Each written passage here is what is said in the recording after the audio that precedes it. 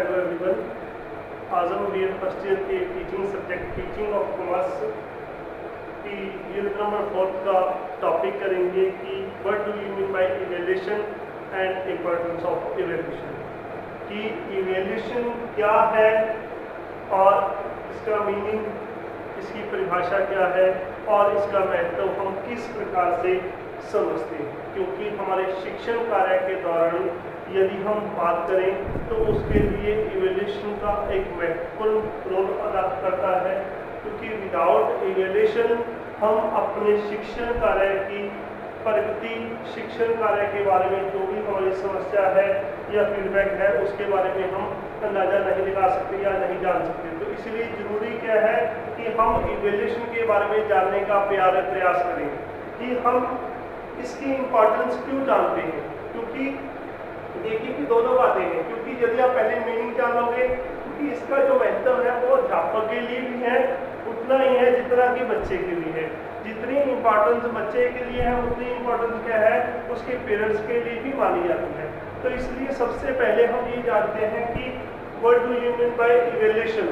Evaluation है क्या चीज़, मूल्यांकन है क्या चीज़। यदि सही मायने में हम देखें कि हम कोई भी काम करते हैं जब, तो काम करते हुए हमें कोई ना कोई ऑब्जर्व करता है, कोई ना कोई देखता है हमें। चाहे बच्चा जैसे कोई काम करता है, कहीं भी काम करता है, घर पे भी काम करता है, तो यदि वो बच्चा बेहतर काम कर रहा है तो बच्चे के पेरेंट्स क्या करते हैं, उसको शाबाश देते हैं, उसको देखते हैं कि वो क्या काम कर रहा है। उसी तरह यदि हम अपने शिक्षण कार्य के दौरान यदि नोट करें तो उसके अंदर देखते हैं कि जब टीचर के द्वारा अपना कोई भी काम करवाया जाता है, शिक्षण कार्य से संबंधित जो भी शिक्षा दी जाती है वो किस हद तक बच्चे को समझ में आई है, बच्चे ने किस हद तक उसको सीखने का प्रयास किया है, क्या जिन उद्देश्यों की हम प्राप्ति करना चाहते थे अपने शिक्षण कार्य के दौरान, क्या हमने उस उद्देश्यों की प्राप्ति हमें हुई है या नहीं हुई है। अगर हुई है वो किस हद तक हुई है, इस बात को जब हम जानने की प्रयास करते हैं, इस प्रक्रिया को हम नाम देते हैं इवैल्यूएशन का। क्योंकि इवैल्यूएशन के दौरान आपको आपका ऑब्जर्वेशन करना बहुत जरूरी है। ऑब्जर्वेशन के लिए आप क्या कर सकते हो, ओरल टेस्ट अपना सकते हो, उसके लिए आप रिटन टेस्ट अपना सकते हो या उसके साथ साथ प्रैक्टिकली टेस्ट भी अपना सकते हो। तो विभिन्न प्रकार के हम इसका मीनिंग और इम्पोर्टेंस जानने के बाद ये भी करेंगे कि हम इवैल्यूएशन करने के लिए किन किन टेस्टों का प्रयोग करते हैं। तो एक टीचर जब इवैल्यूएशन करता है वो मौखिक रूप से भी क्वेश्चन पूछकर आपका इवैल्यूएशन कर सकता है और लिखित रूप से भी रिटन टेस्ट के माध्यम से भी आपका इवैल्यूएशन कर सकता है, या इसके साथ साथ हम प्रैक्टिकली टेस्ट के माध्यम से भी इसको जानने की प्रयास करते हैं कि हम अपनी सार्थकता को जानने का प्रयास करते हैं कि किस हद तक हमने जो शिक्षण कार्य किया वो किस हद तक हमें उसके अंदर जो उद्देश्यों की प्राप्ति है वो हो पाई है या नहीं हो पाई है। क्योंकि इसके अंदर हम देखते हैं कि मूल्यांकन एक ऐसी पद्धति के रूप में हम अपनाते हैं जिसमें हम किसी विशेष प्रकार की जो शिक्षण या प्रशिक्षण कार्य दे रही हैं उसमें हमने कितनी प्रगति की है या नहीं की, इसको जानने की एक प्रक्रिया हमारी मूल्यांकन की है वो मानी जाती है। मूल्यांकन शिक्षण कार्य का एक महत्वपूर्ण पार्ट क्यों है, क्योंकि इसके द्वारा हम अपने उद्देश्यों की प्राप्ति करते हैं। जैसे मैंने आपको पहले भी बताया था कि हमारा जो शिक्षण कार्य है वो एक त्रिभुज के समान है, क्योंकि जिसके अंदर हम यहाँ मानते हैं कि टीचर का होना, एक विद्यार्थी का होना, ये दोनों यदि है। और तीसरे एंगल के यदि हम देखते हैं कि तीसरा एंगल क्या है, उसके अंदर हम देखते हैं कि विदाउट हमारा करिकुलम, विदाउट करिकुलम कि हम अपने लक्ष्य की प्राप्ति नहीं कर सकते। विदाउट हम अपने करिकुलम के अपने लक्ष्य की प्राप्ति नहीं कर सकते। करिकुलम है हमारा एनवायरनमेंट है। यदि इन तीनों में से यदि टीचर है और करिकुलम है तो और इसके अंदर हम क्या मानते हैं कि हमारा विद्यार्थी है, विद्यार्थी को नहीं है तो हम अपने लक्ष्य की प्राप्ति है वो नहीं कर सकते। तो इसलिए हमें क्या करना चाहिए, इस बात का विशेष रूप से ध्यान देना चाहिए कि हमारी इस त्रिकोणीय जो शिक्षण पद्धति है उसके लिए हम क्या कर सकते हैं, इन तीनों के बिना क्या कर सकते हैं, हम अधूरे माने जाते हैं। तो इसलिए टीचर करिकुलम है, विद्यार्थी नहीं है, विद्यार्थी है करिकुलम है, टीचर नहीं है। यदि इसके अलावा टीचर और विद्यार्थी तो है लेकिन करिकुलम नहीं है, तो इनमें से यदि कोई भी चीज नहीं है तो हम इवैल्यूएशन नहीं कर सकते, हम अपने शिक्षण की प्रक्रिया नहीं कर सकते। तो उसी प्रकार से यहाँ पर क्या है कि हमारा टीचर का कोई ना कोई उद्देश्य जरूर होगा। टीचर विदाउट अपने उद्देश्य से किसी भी प्रकार से क्या कर सकता है कि हम अपने उद्देश्य की प्राप्ति के बिना क्या आगे नहीं बढ़ सकते। तो इसके लिए हमें क्या विशेष रूप से ध्यान देना होगा कि हमारा ज्ञान किसको देना है, ज्ञान हमने बच्चे को, विद्यार्थी को देना है। इस विद्यार्थी के लिए जिस उद्देश्य टीचर ने निर्धारित किया, लक्ष्य देना किसको है, ज्ञान विद्यार्थी को देना है, और किसके माध्यम से हम उसको कर पाएंगे कि मूल्यांकन, कि हम अपना मूल्यांकन किस प्रकार से कर सकते हैं। ये तीनों चीजें जरूरी मानी जाती हैं। टीचर है करिकुलम पढ़ाना चाहता है, किसको पढ़ाना चाहता है, विद्यार्थी को। उद्देश्य निर्धारित किया, ज्ञान दिया, और क्या करेंगे, मूल्यांकन करेंगे। तो इस प्रक्रिया को हम क्या नाम देते हैं, हम मूल्यांकन का नाम देते हैं। तो इसलिए विशेष रूप से ध्यान देने की बात यहाँ पर यह है कि हमारे द्वारा जो निर्धारित लक्ष्यों की प्राप्ति के लिए हम प्रक्रिया अपनाते हैं वो हमारी मूल्यांकन प्रक्रिया कहलाती है। तो इस रूप से विशेष रूप से हम ध्यान देने का प्रयोग करते हैं। अब देखिए कि हम बात करते हैं कि हमारा जो इवैल्यूएशन है, इस इवैल्यूएशन के दौरान यदि हम बात करें कि इसकी इंपॉर्टेंस क्यों मानी जाती है, इसकी जो इंपॉर्टेंस है वो इसी आधार पर मानी जाती है क्योंकि जिस लक्ष्यों की हम प्राप्ति करना चाहते हैं, क्या वो लक्ष्य हमें प्राप्त हो पा रहे हैं या नहीं पा रहे हैं। तो इसलिए हमारा इस आधार पर क्या माना जाता है कि हम जिस लक्ष्य की प्राप्ति करना चाहते हैं उस लक्ष्य की प्राप्ति के लिए हम इसका महत्व मानते हैं। सबसे पहले कि उद्देश्यों की जांच, सबसे पहला पॉइंट यह है कि उद्देश्यों की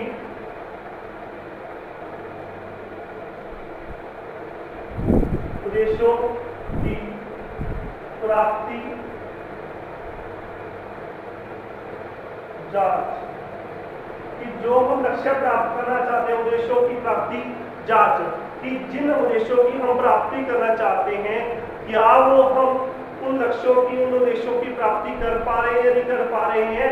इन उद्देश्यों की प्राप्ति की जांच जानने के लिए हम इसकी इंपॉर्टेंस है वो मानते हैं, क्योंकि टीचर पहले कक्ष में जाने से पहले अपने पहले उद्देश्य निर्धारित करता है और क्या हम उन उद्देश्यों की प्राप्ति कर पा रहे हैं या नहीं कर पा रहे हैं।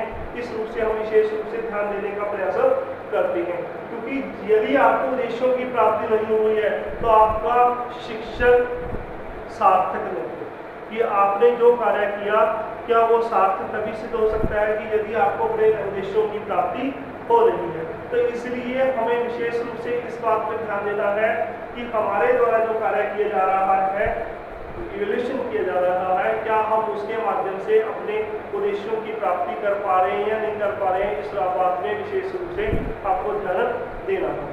दूसरी इसके अंदर बात करते हैं कि अब क्यों मूल्यांकन करना चाहते हैं, किस बात पर हम इम्पोर्टेंट मानते हैं। इसके अंदर कि हम तीन बातें हैं जिसके अंदर हमने ब्लूम के द्वारा जो निर्धारित किया गया था उसके बारे में भी चर्चा की थी, जैसे हमारा ज्ञानात्मक,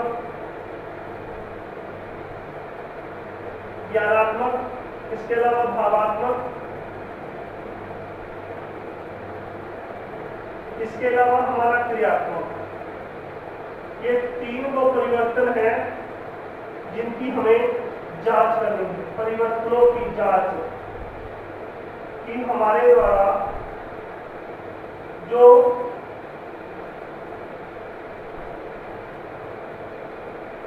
कि हम जो ज्ञान दे रहे हैं, बच्चा जिस रूप में उसे ग्रहण कर रहा है, जिस रूप में उसको इम्प्लीमेंट किया जा रहा है, तो वो तीनों रूपों से क्या परिवर्तन हो रहे हैं या नहीं हो रहे हैं, इस बात को विशेष रूप से ध्यान देने के लिए हम इसकी इंपॉर्टेंस को मानते हैं।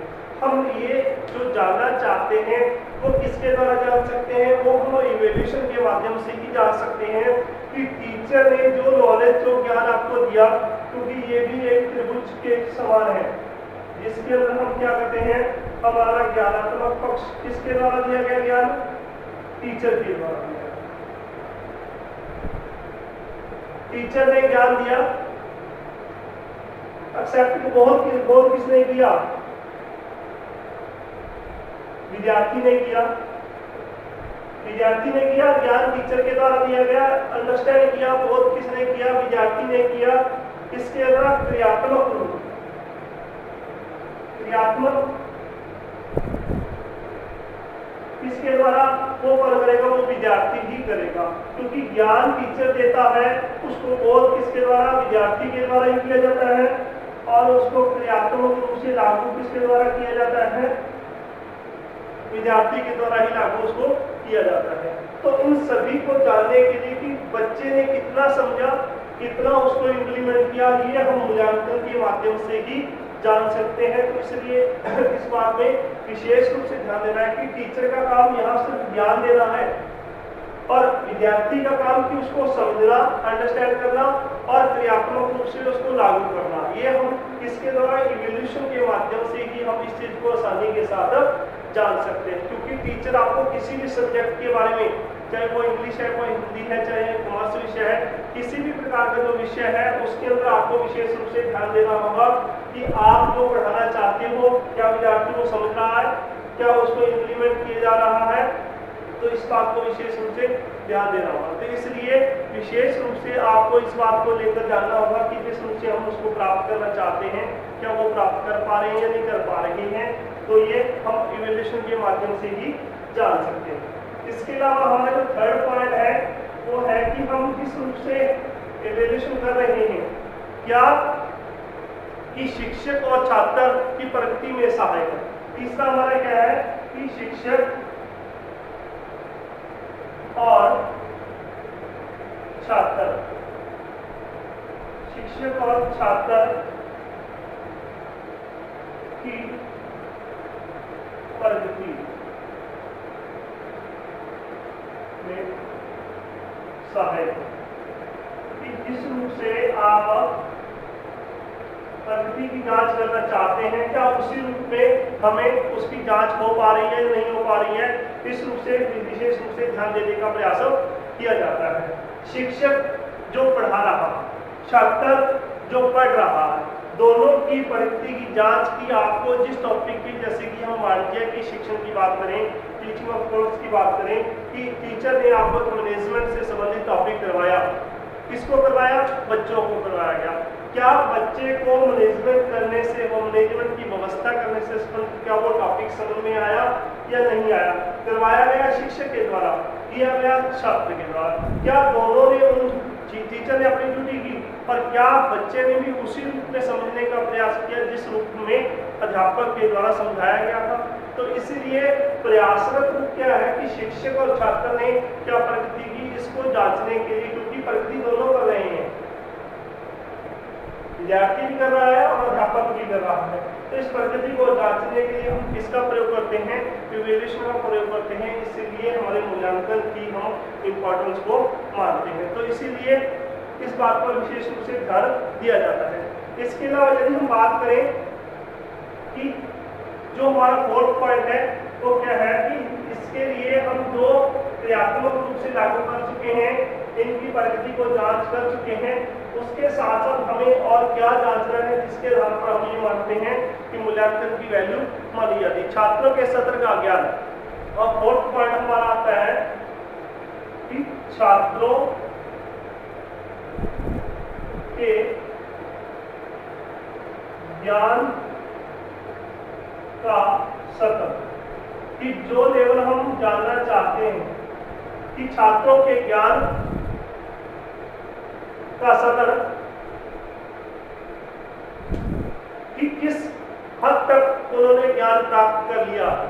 आप कोई भी सब्जेक्ट, आप 10th क्लास के बच्चे को पढ़ा रहे हो, हम प्लस 1 प्लस 2 के बच्चों को पढ़ा रहे हो, जो ज्ञान आपने बच्चों को दिया उनके जानने के लिए किस हद तक, किस सतर पर बच्चों ने उसका ज्ञान जो प्राप्त कर लिया है। कि कई बार हम रेटिंग स्केल रख देते हैं 1 2 3 4, क्या बच्चा पहली रेटिंग स्केल के अकॉर्डिंग है, क्या बच्चे ने थर्ड रेटिंग स्केल के अकॉर्डिंग है, या बच्चा फोर्थ रेटिंग स्केल के अकॉर्डिंग है, बच्चे का लेवल क्या है।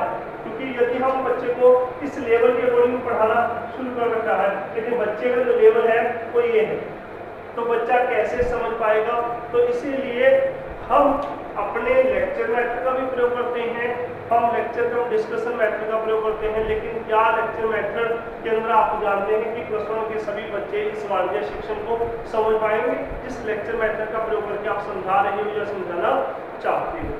इसलिए छात्रों के ज्ञान सत्र को जानने के लिए भी हम मूल्यांकन की विधि का प्रयोग करते हैं। तो इसलिए माना जाता है कि मूल्यांकन का महत्व बहुत अधिक रूप से हम मानते हैं। इसके अलावा यदि हम नेक्स्ट पॉइंट की बात करें कि हमें किस आधार पर हम मूल्यांकन की विधि का जो रूप है वो मानते हैं, छात्रों की कमजोरियों को ज्ञान। फिफ्थ पॉइंट है कि छात्रों की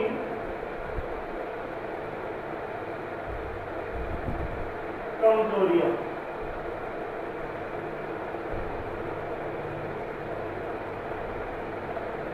का ज्ञान,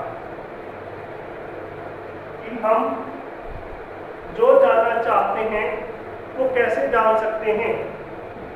कमजोरियां या कमजोरियों का ज्ञान हम किस प्रकार से जान सकते हैं, इस बात का विशेष रूप से ध्यान रखना है कि छात्रों को लिखने में समस्या आती है, जो आप पढ़ा रहे हो छात्रों को सुनने में प्रॉब्लम आ रही है, या छात्र कई ऐसे छात्र होते हैं 5-4 कक्षा में कि उनको आपकी उच्चारण स्थिति के आधार पर उनको समझ में नहीं आ रहा। तो आपको छात्र की कमजोरियों को जानने का प्रयास करना है कि अक्सर कहाँ पर कमजोरी है, क्योंकि अगर कक्षा में 40 या 50 बच्चे हैं उसमें से 5 या 4 बच्चों को अगर समझ में नहीं आ रहा, इट मीन्स उनके कहीं ना कहीं IQ लेवल में प्रॉब्लम है या IQ लेवल उनका लो है। लेकिन उसमें से यदि 20 बच्चों को समझ में नहीं आ रहा है, इट मीन्स कहीं ना कहीं आपके पढ़ाने के अंदर मेथड में समस्या है। इसलिए हमें विशेष रूप से ध्यान देना होगा कि छात्र के अंदर जो जो कमजोरियां आपको नजर आती हैं उन कमजोरियों के आधार पर हमें उनको दूर करने का प्रयास करना है। वो हम मूल्यांकन के द्वारा हम पहले जानने का प्रयास करेंगे, उसके बाद उन कमजोरियों को दूर करने का द्वारा प्रयास किया जाता है। इसके अलावा नेक्स्ट है प्रेरणा देने में सहायक। प्रेरणा देने में सहायक कि यदि आप बच्चों का इवैल्यूएशन करते हो और उस इवैल्यूएशन के दौरान आपको ये जानना है कि बच्चे ने अच्छा काम किया, बच्चे अच्छा प्रगति कर रहा है, तो आप बच्चे को मोटिवेशनल रूप से प्रेरित करते हो कि आप अगर और अधिक पढ़ाई करोगे और अधिक मेहनत करोगे तो आप अच्छा स्कोर, अपनी अच्छी पोजीशन ले सकते हो। क्योंकि हमने लास्ट पॉइंट किया था कि अध्यापक और विद्यार्थी की प्रगति को जानने की कोशिश है। तो इसमें यदि हम उसकी प्रगति को जान लेंगे तो हम उसको प्रेरित भी करेंगे। तो यदि बच्चा पहले से और ज़्यादा इम्प्रूवमेंट कर रहा है तभी हम उसको प्रेरित करते हैं कि लास्ट ईयर आपका जो स्कोर था हाउस एग्जाम में वो बेटर था, आप और अधिक प्रयास कीजिए, आप कक्षा में या अपने लेवल में क्या कर सकते हैं कि आप अपना अच्छा स्थान प्राप्त कर सकते हैं। तो इसलिए हमें क्या करना होगा कि मूल्यांकन के माध्यम से हम बच्चे को प्रेरणा देने में सहायक हो सकते हैं। इसके अलावा नेक्स्ट पॉइंट है मार्गदर्शन में सहायक। मार्गदर्शन करने में सहायक। अब क्यों?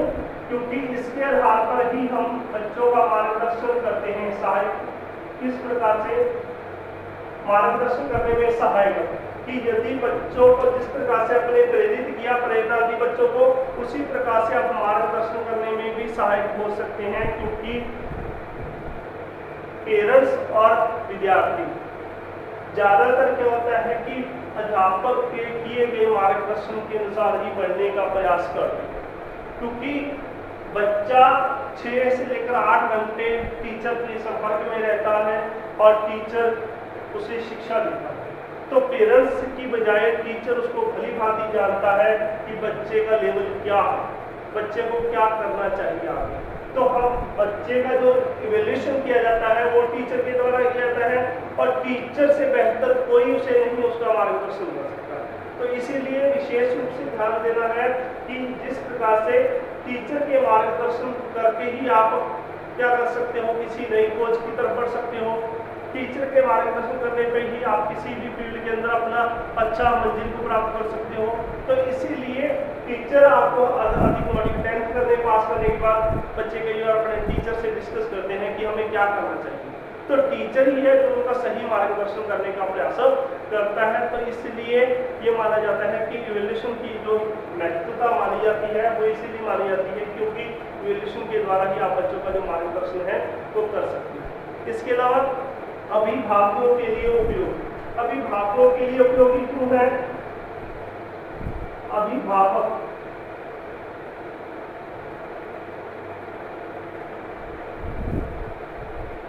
के लिए उपयोगी, अभिभावकों के लिए उपयोगी क्यों है? क्योंकि जैसे मैंने आपको बताया था कि जिस प्रकार से बच्चे के लिए जरूरी है इवैल्यूएशन, उसी प्रकार से टीचर के लिए जरूरी है, उसी के साथ साथ पेरेंट्स के लिए भी इवैल्यूएशन जरूरी है। टीचर के लिए क्यों जरूरी है? टीचर के लिए इसीलिए जरूरी है क्योंकि उसको अपने शिक्षण की कमी, शिक्षण के बारे में फीडबैक मिलती है जब हम इवैल्यूएशन टीचर उसका करता है। तो क्या उसके कहीं पढ़ाने में कमी तो नहीं है? क्या उसने जो पढ़ाया किस हद तक वो अपने उद्देश्यों को प्राप्त कर पाया? टीचर इसीलिए इवैल्यूएशन करता है। बच्चा इसीलिए, बच्चे के लिए इवैल्यूएशन जरूरी है कि बच्चे को उसकी खुद की कमियों के बारे में पता चलना चाहिए, बच्चे को कितना हम बता सकते हैं कि उसे कितनी और मेहनत करने की जरूरत है, तो ये विशेष रूप से जानने का प्रयास करने के लिए टीचर और विद्यार्थी के साथ साथ पेरेंट्स के लिए, अभिभावकों के लिए भी इसीलिए जरूरी है कि किस हद तक उनका बच्चा है वो प्रोग्रेस कर रहा है या नहीं कर रहा, किस सब्जेक्ट के अंदर उसके बच्चे के मार्क्स हैं वो अच्छे आ रहे हैं, किस सब्जेक्ट के अंदर जो मार्क्स हैं वो डाउन है और बच्चे को अधिक और मेहनत करने की जरूरत है। तो इसलिए विशेष रूप से ध्यान दिया जाता है कि हम बच्चे के लिए किस प्रकार से इसका महत्व मानते हैं। इसके अलावा हमारा जो नेक्स्ट पॉइंट है जिसके अंतर्गत है कि व्यावसायिक मार्गदर्शन, शैक्षिक और व्यावसायिक मार्गदर्शन करने में सहायक है। क्यों? क्योंकि इसके अंतर्गत ही व्यावसायिक मार्गदर्शन, क्योंकि बच्चे का प्रोफेशनली और शैक्षिक और व्यावसायिक मार्गदर्शन करना क्यों जरूरी है? क्योंकि इसके अंतर्गत हम देखते हैं कि बच्चा आसानी के साथ, क्योंकि जो प्रोफेशनली, क्योंकि एक तो होता है कि बच्चे ने 10th पास कर लिया और पढ़ाई छोड़ दी, लेकिन उसके साथ साथ प्रोफेशनली मार्गदर्शन करना बच्चे का बहुत जरूरी है, जिसके माध्यम से बच्चा अपना MBA करना चाहता है, कोई अपना अच्छा बिजनेस करना चाहता है या अपने बिजनेस से संबंधित कोई फील्ड के अंदर स्टडी करना चाहता है, तो इसी रूप में हम वो बच्चा जो है बढ़ सकता है यदि हम उसका सही मूल्यांकन करके उसको बताते हैं। इसके अलावा छात्रों का रिकॉर्ड, छात्रों का रिकॉर्ड अब इवैल्यूएशन क्यों जरूरी है? क्योंकि छात्रों का रिकॉर्ड, क्योंकि हर साल बच्चे 10th कक्षा में पास आउट होते हैं, बच्चे 10 प्लस 2 कक्षा में पास होते हैं, तो हर सेशन का आपके पास रिकॉर्ड होना चाहिए कि किस बच्चे ने कितने मार्क्स प्राप्त किए, किस बच्चे की क्या पोजीशन आई, कितने बच्चे पास आउट हो गए। तो इसके लिए इवैल्यूएशन जरूरी माना जाता है कि आप लोग बच्चों का, छात्रों का रिकॉर्ड रख सको, क्योंकि हो सकता है कि आफ्टर 5 ईयर कोई भी बच्चा या कोई भी पेरेंट्स आपसे उनकी DMC गुम हो चुकी है या आपसे कुछ डिटेल मार्कर कार्ड की कॉपी लेना चाहते हैं या पिछला एकेडमिक रिकॉर्ड जानना चाहते हैं, तो इसलिए आपके पास भी रिकॉर्ड होना चाहिए। तो इस आधार पर हम मानते हैं कि जो हमारा इवैल्यूएशन है उसकी जो इम्पोर्टेंस है वो मानी जाती है। तो ये था आपका टॉपिक की meaning of evaluation and importance, जिसके आधार पर हमारे शिक्षण के लिए, कार्य के लिए, टीचर के लिए भी जरूरी है और बच्चे के लिए हम इसको जरूरी मानते हैं। इस आधार पर इसका महत्व भी माना जाता है। Okay, thanks.